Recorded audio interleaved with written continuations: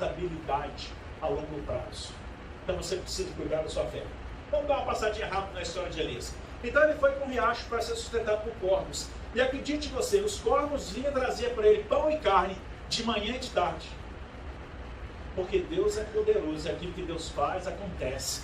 Elias não estava emocionado. Vocês acham que Elias foi para a beira do riacho porque a emoção o levou para lá? Não, ele foi para a beira do riacho, ficou lá sentado, acordou de manhã, ficou sentado esperando os corvos trazer o alimento para ele, sabendo pela razão que Deus não iria decepcioná-lo. Amém? Quando nós entendemos Deus pela razão, nós não nos decepcionaremos com Ele. Depois, o riacho seca, Deus manda Elias para uma outra região para ser sustentado por uma viúva. Imagina a situação, ser sustentado por uma viúva naquela época, que as viúvas não trabalhavam. Quando elas perdiam o marido e não tinham filhos adultos, os parentes tinham que trabalhar para sustentar aquela viúva. Os parentes tinham que cuidar dela. E se ela tivesse filhos adultos, os filhos eram obrigados a cuidar. Era a lei, funcionava assim. Aí essa mulher, que já não é independente, Deus fala para Elias, foi para a casa dela, e que lá ele saiu sustentado. O que Elias fez? Pela confiança e a razão do Deus que ele conhecia, pegou a estrada, foi. Aí o encontro dele com a viúva é outra coisa muito interessante. A viúva está lá pegando os gravetos, porque ela ia fazer um restinho de cozinhar com farinha, com azeite que ela tinha, para comer aquela comida e morrer, ela e o filho. Elias pede para ela um bocado de água, ela falou, tá, só que a água nos quadros para o senhor sem problema. Foi lá, pegou, ia pegar um copo d'água, antes dela ir, ele já falou, peraí, traz para mim um bolo também, que eu estou a fim de comer. A mulher falou, senhor tá doido, não tem bolo nem para mim, porque eu tenho um pouquinho de farinha, um pouquinho de azeite, vou fazer agora para comer, e daqui a pouco eu vou, amanhã nós estamos morrendo de fome de novo, então eu e meu menino vamos comer. Aí Elias fala para a mulher assim, faz o que eu estou falando, vai lá, traz a água, traz o bolo, sabe por quê? Aí no versículo de número 14 vai dizer assim, porque assim diz o Senhor, o Deus de Israel, a farinha da panela não se acabará, o azeite da botija não faltará, até o dia que o Senhor der a chuva de novo sobre a terra. Você vai ter fartura e comida em casa até o dia que voltar a chover, até quando as coisas voltarem ao normal, até quando a pandemia passar. Deus vai te sustentar. Amém? A mulher, então, emocionada, corre para casa, eufórica, e vai fazer isso. Não. Ela foi pela razão. Porque pela emoção, ela fala, você está doido, você tomou muito sol na cabeça, eu vou fazer essa corrida com meu filho agora, vamos encher a barriga, você que se vira aí. Mas pela razão do Deus daquele homem, ela creu. Pela razão, ela foi lá e fez conforme ele falou. E ela teve o privilégio de ter fartura na sua casa durante todo aquele tempo.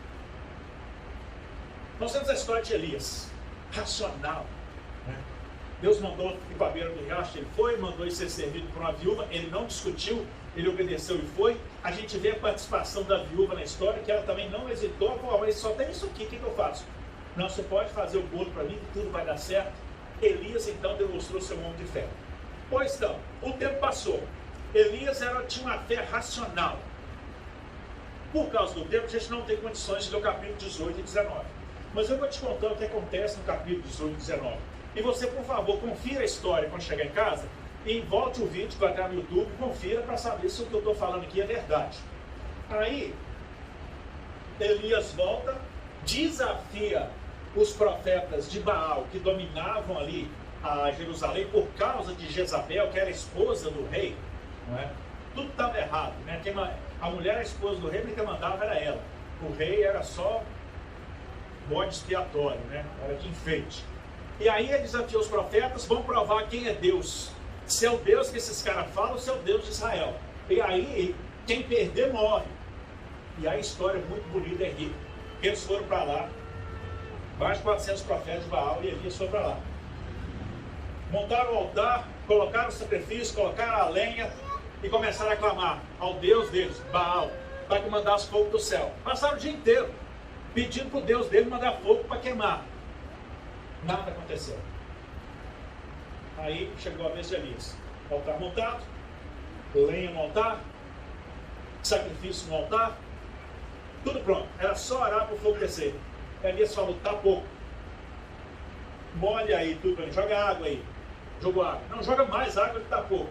Não, ainda está pouco, joga mais água. Jogaram tanta água que a água molhou todo o altar, a carne, a lenha, o altar desceu. E, segundo a palavra de Deus diz, ela encheu a vala que havia sido feita em volta do altar. Elias então orou para o Pai, manda fogo do céu, para que esse povo entenda que tu és Deus. A Bíblia diz que o fogo desceu, queimou o sacrifício, queimou a lenha, queimou o altar, desceu o fogo e lambeu toda a água que estava no remolinho, porque esse é o Deus que nós servimos, amém? Amém? O Deus que fez essas coisas no passado é o mesmo Deus de hoje.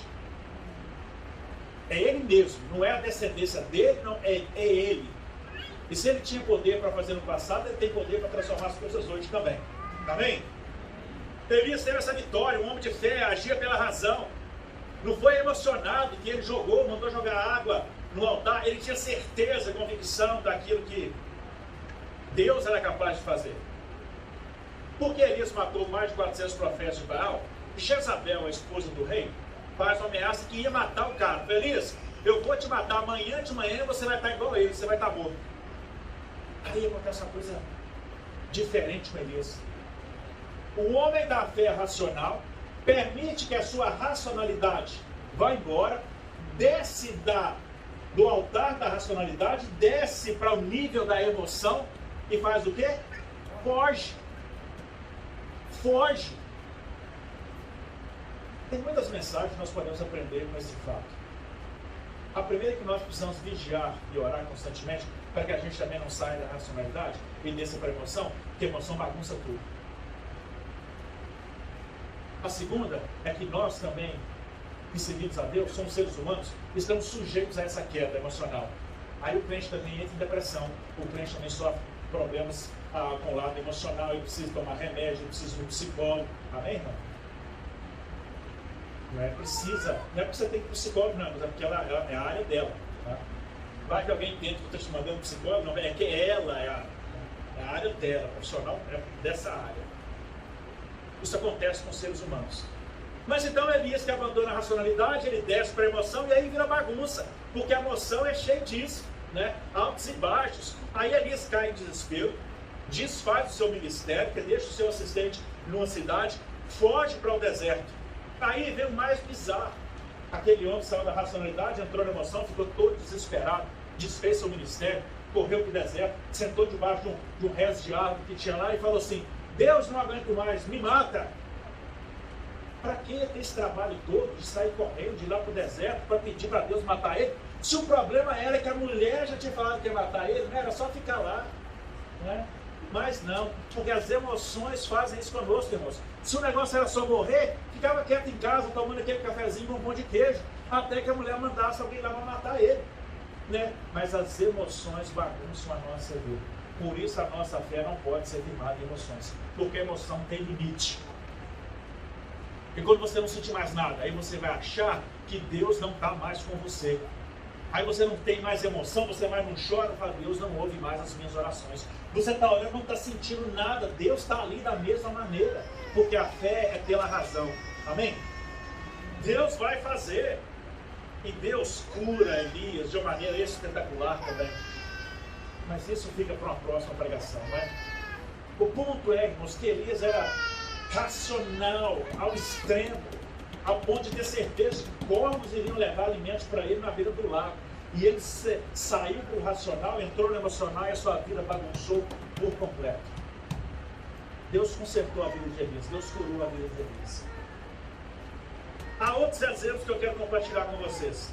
Há uma história no Novo Testamento, eu sei que você conhece. Jesus Cristo manda os seus discípulos entrarem no barco e irem para outro lado. Já estava anoitecendo, e aí Jesus resolve encontrar com os discípulos. Que caminho, que barco Jesus tomou? Nenhum, não tinha nenhum. Jesus foi andando sobre as águas. E aí todo mundo viu Jesus, se assustaram, quem era, é um fantasma, aquela coisa toda. E Jesus falou: calma, sou eu. Aí Pedro falou: Senhor, meu Deus, me permita ir ter com você, com o Senhor aí, né? Aí Jesus falou: quer vir, vem. Não é? E o que aconteceu com Pedro? Lá vai Pedro, tranquilo, as águas balançando, o vento passando e Pedro andando nas águas. Pedro estava com a sua fé racional, sabendo que quem estava do outro lado para lhe encontrar era o Deus, era Jesus Cristo. E Pedro vai naquela fé racional, e de repente Pedro faz o quê? Sai do racional, entra no emocional e começa a afundar. O emocional vai sempre te afundar. É necessário que haja emoção. A vida precisa disso. Nosso relacionamento com Cristo precisa de emoção, porque é vivo. É um relacionamento vivo. A palavra de Deus é viva e ela nos toca. A gente chora lendo a palavra de Deus. Amém? Isso faz parte, mas não pode ser só isso. Então Pedro começa a se afundar. Da nossa história, Martinho Lutero, um padre que leu uma Bíblia sobre a salvação, que a salvação é pela graça. Aí ele vai lá e cria 95 teses. Ele descobriu uma verdade. É preciso dizer que não havia Bíblias em abundância naquela época. Então poucas pessoas tinham Bíblia e o ensinamento era dado de acordo com aquelas pessoas, com seus ensinamentos. Mas Martinho Lutero, arrumando um cômodo lá nos fundos da igreja, esbarra com essa Bíblia e encontrou o texto que dizia: pela graça sois salvos por meio da fé, isso não vem de vós, é dom de Deus. Ele falou: opa, então não tem que comprar indulgência, não tem que vender indulgência, a salvação não vem daí, a salvação é pela graça. Não foi pela emoção que ele escreveu 95 teses, mas foi pela razão, pela fé em Jesus Cristo, amém? E ele criou um movimento que chegou até a gente, o protestantismo. Ele começou a protestar, foi lá na igreja de Wittenberg, na Alemanha, e pregou suas 95 teses lá. E foi por causa da sua fé racional que ele foi perseguido e ficou escondido dentro do palácio de um rei que concordou com ele e começou a escrever carta para todo lado, para que o evangelho fosse sendo pregado e as pessoas pudessem ter pleno conhecimento da verdade. Irmãos, a fé baseada na emoção não nos leva a lugar nenhum. Sabe por que muita gente desiste de igreja? Porque a fé é baseada na emoção. As pessoas começam a pular de galho em galho, evento em evento, procurando alguma coisa, para sentir alguma coisa. Não tem que sentir nada, Deus está presente aí. Aquietai-vos e sabei que eu sou Deus. Amém? A fé é pela razão. Sabe quantos anos Noé levou construindo a arca? 120 anos, não é? 120 anos sendo criticado, construindo um monstro de um navio. É um lugar que não tinha água, porque Deus falou que ia haver água. Deus falou que ia haver um dilúvio. Você acha que Noé ia ficar 120 anos emocionado fazendo aquela arca?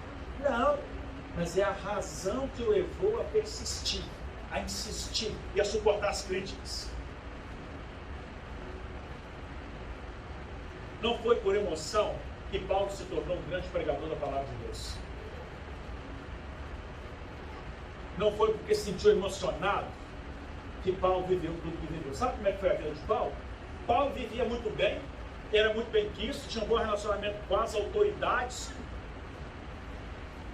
romanas e com as autoridades judaicas da religião. Virou perseguidor dos crentes. Era muito respeitado por todos e muita gente dos crentes tinham medo dele, porque todos que seguiam Jesus eram ameaçados por ele. Paulo passou a maior parte do seu ministério preso. Mas antes de ser preso, ele recebeu vários açoites, várias perseguições, fugiu passando por cima de muro, correu de toda maneira, foi preso, sofreu naufrágio, foi açoitado, foi xingado, foi perseguido, foi traído. As pessoas que caminhavam com Paulo dentro da igreja traíram Paulo. Então, se você acha que alguém dentro da igreja traiu você, Jesus Cristo viveu isso, Paulo viveu isso, todos os outros discípulos passaram por isso. Isso faz parte do processo. Mas não foi pela emoção. Qual seria a emoção de Paulo? Vou largar isso tudo, vamos embora daqui, eu ficar preso por causa dessa gente? Eu não quero mais viver a minha vida, aproveitar a minha vida, curtir minha praia no final de semana, e vou ficar preso por causa desse pessoal? Ó Jesus, não dá, vou ficar quieto aqui. Mas pela razão da missão que ele havia recebido, Paulo se rendeu e sobreviveu e passou por tudo aquilo que passou. E o próprio Paulo escreveu um texto que eu quero encerrar com ele. Romanos 12, capítulo 12, versículo 1 e versículo 2. Diz assim: rogo-vos, pois, irmãos, pela compaixão de Deus, que apresenteis os vossos corpos em sacrifício vivo, santo e agradável a Deus, que é o vosso culto racional. Não é emoção, É o culto racional. E ele segue dizendo o seguinte: e não vos conformeis com este mundo. Não se conformeis com as coisas que estão aí fora. Não é porque o vizinho ali faz que nós vamos fazer também. Nós vamos buscar a palavra de Deus. Não vos conformeis com este mundo, mas transformai-vos pela renovação do vosso entendimento. Não das vossas emoções, não do vosso sentimento, mas do vosso entendimento. A gente renova o entendimento à medida que adquirimos o conhecimento da palavra de Deus. Porque só assim, segundo Paulo, experimentareis qual seja a boa, agradável e perfeita vontade de Deus. Irmãos, a palavra de Deus, ela é clara, transparente, indiscutivelmente legítima e nos mostra como a gente deve seguir. Há muita busca hoje em dia pelo emocional. Há uma quase necessidade, parece que virou uma obrigação ter emoção. É ótimo ter emoção, chorar diante de Deus, louvar e sentir Deus, é muito bom, mas a gente não vive só disso. Que a sua fé possa ser uma fé racional, baseada no conhecimento da palavra de Deus. Que a sua casa seja construída sobre a rocha e não sobre a areia. Que a sua casa, a sua fé seja construída com a fé firmada no Senhor, que vai ser gerado pelo conhecimento da palavra dele. E que você viva momentos de emoção, mas entendendo que a emoção não é tudo isso. Esteja preparado para ajudar aqueles que estão aí desesperados, achando que Deus se esqueceu deles, porque não estão tendo a emoção, não estão sentindo mais nada. Nós não precisamos sentir Deus para saber que Ele está presente. Conscientemente e racionalmente, nós entendemos que Ele está. E este é o lugar da manifestação de Deus. Que o Espírito Santo dele habita em nós. Eu não preciso sentir o Espírito Santo para saber que Ele está aqui. Simplesmente porque a palavra de Deus diz que Ele está. Então eu conscientemente, com a minha racionalidade, a minha razão, eu creio. Escolha servir a Deus com a sua razão. E você não vai ter problemas de se afastar do Senhor. Porque a razão nunca vai permitir que você se afaste do Senhor. As emoções nos enganam. Lembra que falamos semana passada da questão do coração? O enganoso é o coração é enganoso, as emoções são enganosas. Mas a razão não. Confie no Senhor. Amém? Vamos orar. Pai Santo, obrigado por essa reunião, obrigado por esse culto, obrigado pela tua palavra, que nós possamos crescer com ela, entendendo a tua palavra e sendo racionais com relação a tudo, Pai. Que nós possamos receber do Espírito Santo a orientação, a direção e a revelação que cada um de nós precisamos para o nosso dia a dia. Conduza-nos, Senhor Pai, em segurança, em proteção, com a fé firmada no Senhor, alicerçada, ó Deus, na base do conhecimento da tua palavra. E que a graça do Senhor Jesus Cristo, que o amor insondável de Deus Pai, que as divinas estampas, consolações do Espírito Santo, seja com essa igreja, seja com todo o teu povo espalhado pela face da terra, Deus, desde agora e para sempre. Amém. Que o Senhor então te abençoe e te guarde, te dê uma semana aí de vitórias, com a fé firmada nele. Cresça sempre na comunhão do Senhor, com a palavra do Senhor. Quarta-feira chega lá para você mais uma mensagem. Quem ouviu a mensagem essa semana, que não foi vídeo, foi de áudio? Algumas pessoas. Quem prefere o áudio do que vídeo? Quem prefere vídeo do que áudio? Empatou, né? Porque só quem ouviu o áudio falou que quer o vídeo. Então tá bom. Então até quarta-feira eu resolvo como é que fica melhor.